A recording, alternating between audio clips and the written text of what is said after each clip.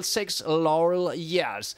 Det var i de indledende afdelinger i allerhøjeste grad Nobel Ravn og Broadway, der satte hinanden i stævne, og det var Mercur og Nice Lady Bøgedal. Lad os se, om det bliver en gentagelse, eller Middle Asia Laurel Years har haft gavn af at være ude i de indledende heat og er klar til at slå til i finalen. 100 meter frem til start.